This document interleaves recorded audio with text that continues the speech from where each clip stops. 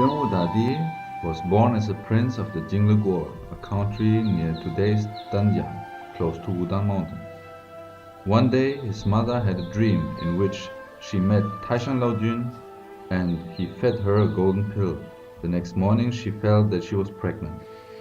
After 14 months she gave birth to a strong and healthy prince. The prince was a smart kid and learned a lot. At the age of 16 he dreamed of Taishan Laojun, who told him to go to Taiheshan, today's Wudangshan, to cultivate Dao and become an immortal. So the prince left his home.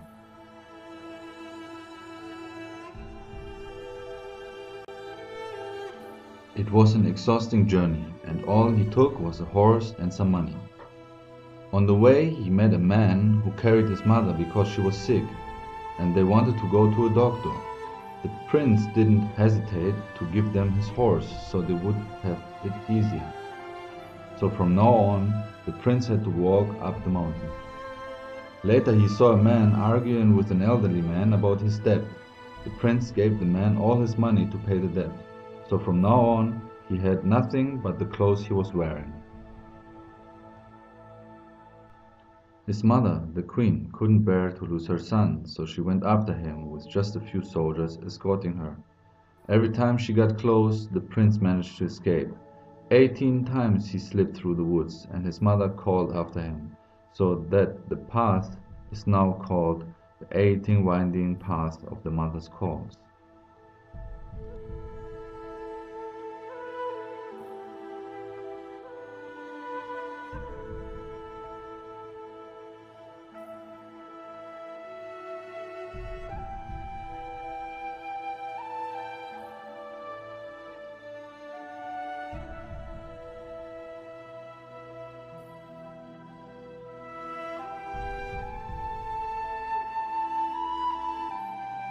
After a long and exhausting journey, the prince finally arrived at a cave big enough to live in and to cultivate the Tao. This cave is now called Taizidong, the Prince's Cave.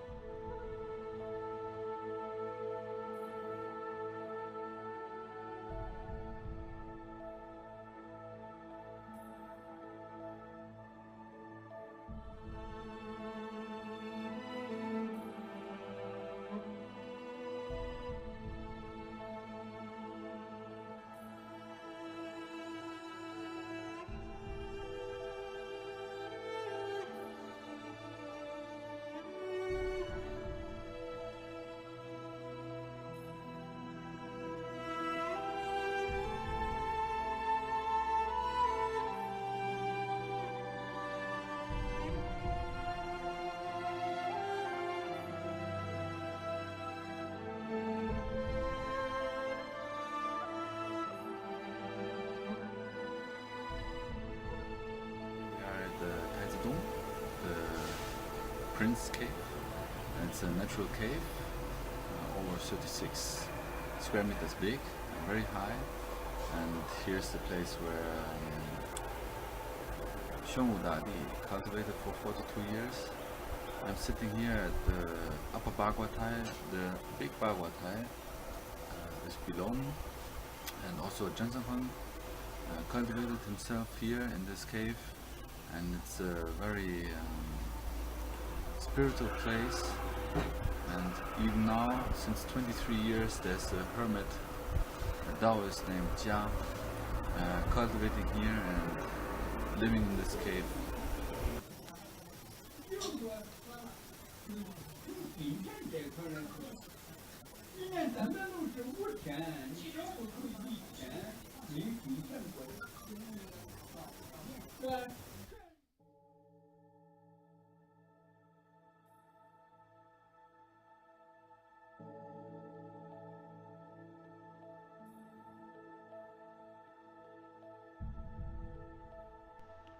The prince met a meditating master who taught him different practices. This Taoist was Yuan Shi Tianzun. He practiced hard every day and often found quiet places to meditate.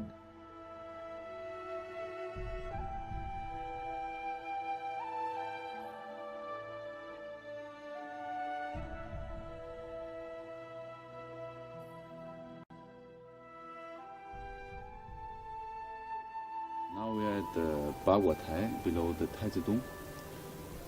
This Bagua Tai, Bagua platform or Bagua stage is very famous, built in the late Ming Dynasty. And this is the place where Zhang Sanfeng created Tai Chi Chuan. And one day he was practicing here and he observed the fight of a snake and a bird, and he realized that the soft overcome the hard, and he created the 8 basic techniques and the 5 movements of the Tai Chi Chuan. The 8 techniques are Peng Lü Jian, Cai Lie, Zhou Kao. The 5 directions is forward, backward, left and right and middle.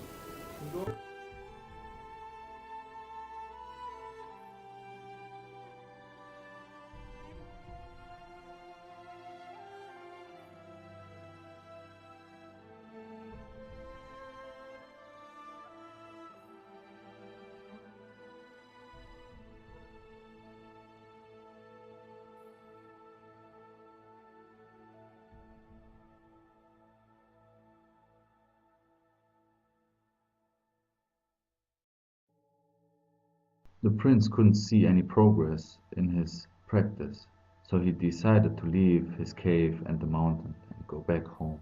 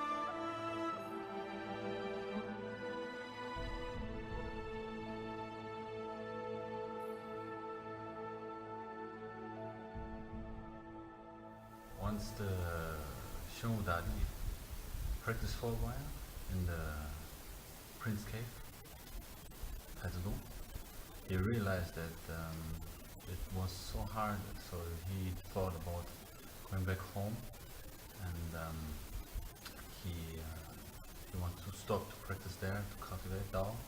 So he packed his things and left the cave, go down the mountain, back to the mountain, and when he arrived here at the Mojenjing, the grinding needle well, he met a woman who was grinding a thick iron rod, and while he saw this, he realized that this must be crazy. From a thick iron rod, why is she grinding this? So he asked, what are you doing with this iron rod? And she answered, I want to make a needle, a very small needle, to make a dress for my daughter because she's gonna get married. And he said, why are you so crazy to make a needle out of this thick piece of iron? This will take so long time and it's so tired to make this needle. And she just answered, because I want to have a very good needle. I want to make a very, very good needle to make a beautiful dress for my daughter. And if it takes a long time, I can bear this hardship, so I can get a very good needle. In this moment, he realized that Lian Gong, so practice Kung Fu or practice Daoist practices like Xing, cultivation of Dao, takes a lot of hardship, and it's nothing what you can achieve from one day to another or from one year to the another. It takes a long, long time. So he realized that he has to go back, and he went back to his cave and practiced for 40 years, and then he became a monk.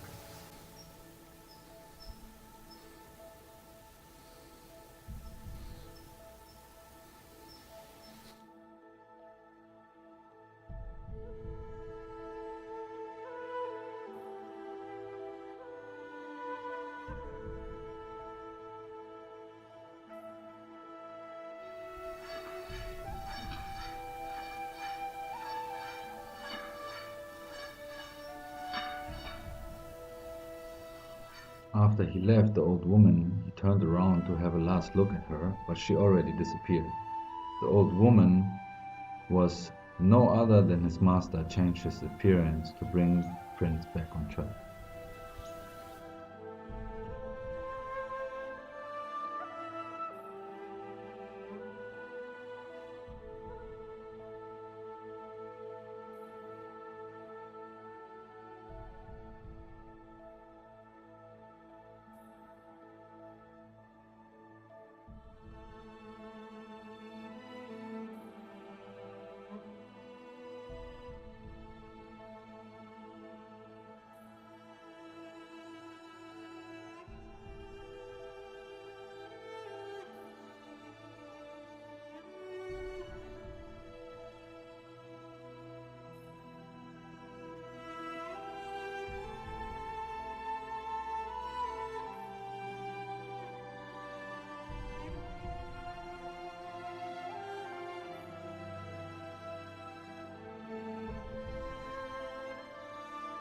We are at Nanyang Palace, Nanyang Gong, and we are already inside.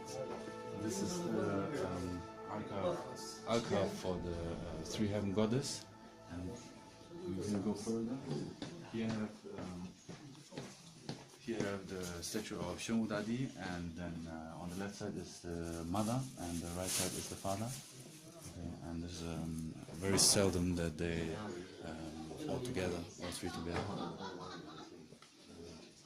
And here is the next shrine or next altar is the Sanqing, and the three highest divines, Taishan Laojun, Yuan Shi Tianzun, and Linbao Tianzun. We can go further inside. These buildings are built in the late Ming Dynasty, during the Zhuli era. These rooms are not too cannot go inside.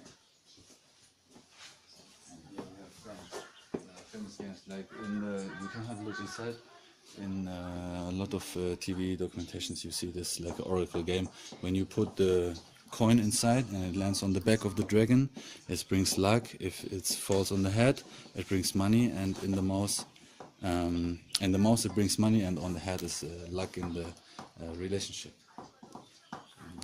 Love.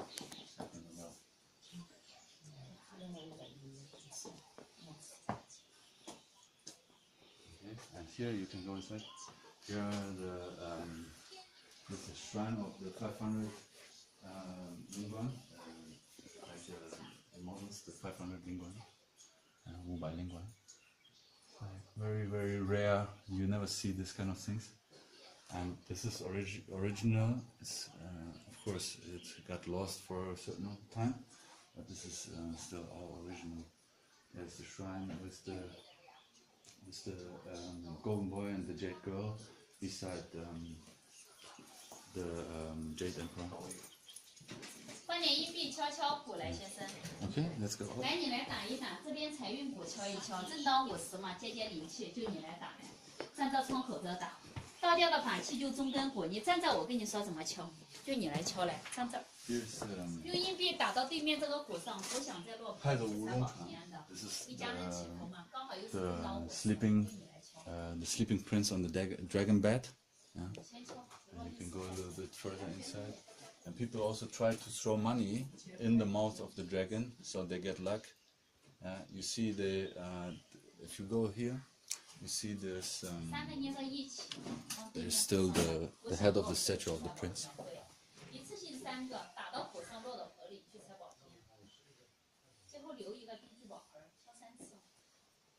And this is the last statue in the Nanyang temple, Nanyang Gong. It's the Zhenwu Dadi. It's a very nice statue, very beautiful. And here is another oracle game. The hitting the jin bell, like Da Jin Qing. And if you throw through the coin and hit the bell, it will give a sound. But you see, there's a lot of coins on the floor. Yeah. So also like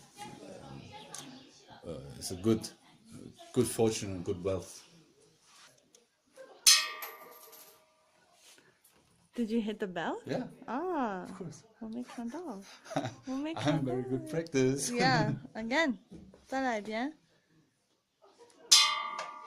That was the bell too. I don't know if I believe that. Okay, now I will pay more attention. Yeah. No, I can't make it 3 times. I don't think you made it. It's the sound. It's the sound. Look. I saw that one. When we standing here beside the prince sleeping in the dragon bed, there's a story and a legend about one of the Wudang immortals. His name is Chen Tuan. He's the creator of the Tai Chi tool, like Chen Chuan.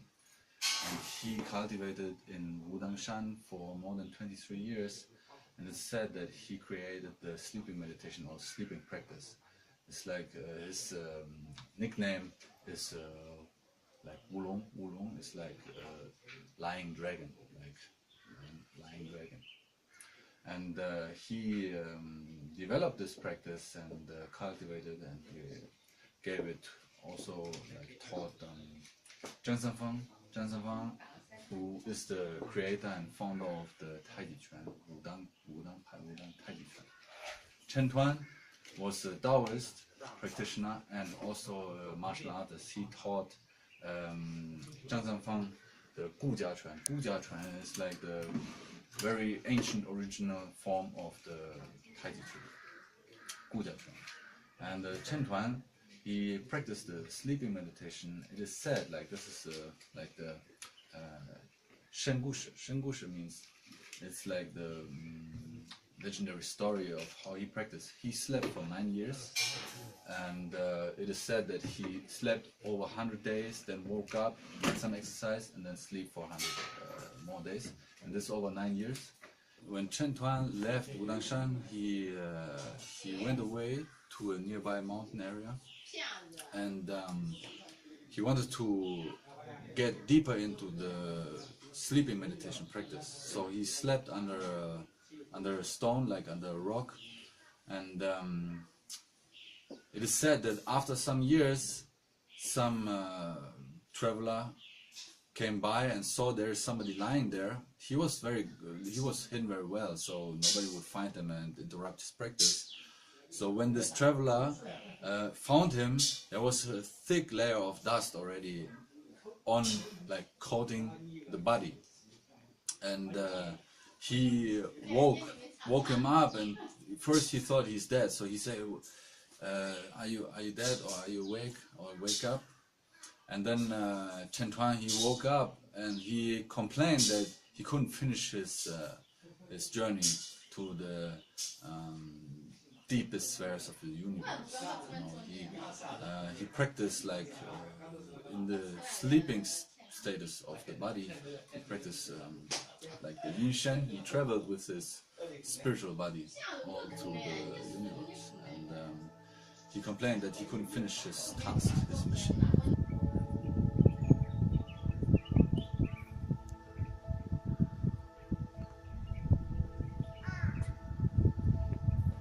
The prince practiced on the mountain already for many years. The animals knew him, and especially a black tiger accompanied him every day and even helped him to carry things.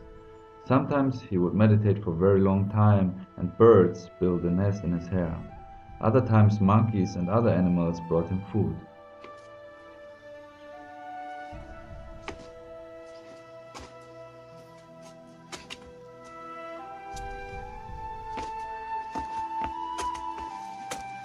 One time, the name Xuan, dark or mystic warrior, was changed to Zhenwu, true warrior, to avoid the use of the character Xuan, since there was an imperial ancestor named Zhao Xuanlang and it was forbidden to use imperial names.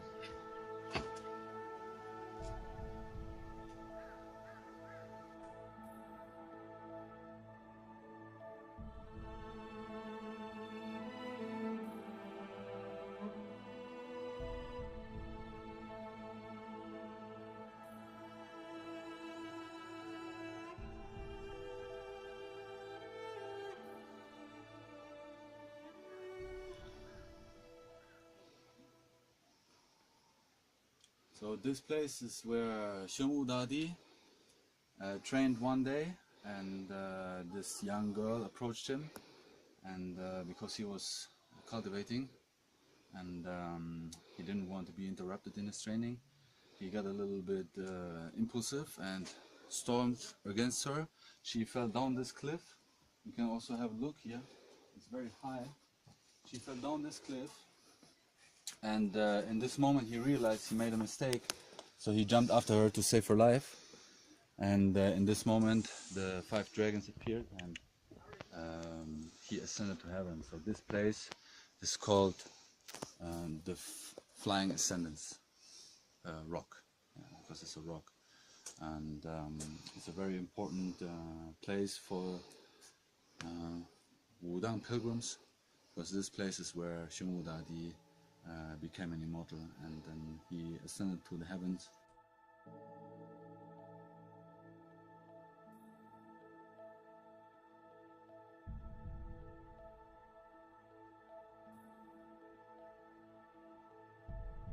So behind me you will see the Lamei temple over there, the Lamei ancestral temple, and there's a story behind that.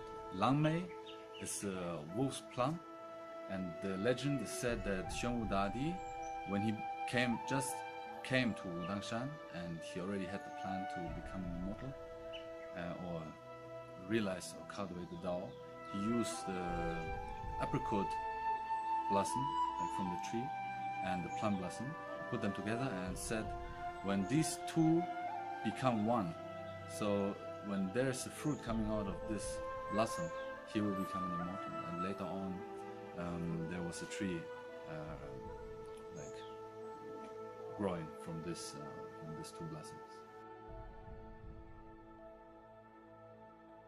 In the main hall of the Yushigung in Wudangshan are 2 altars with handcrafted wooden sculptures which show the complete story of Xing Yi.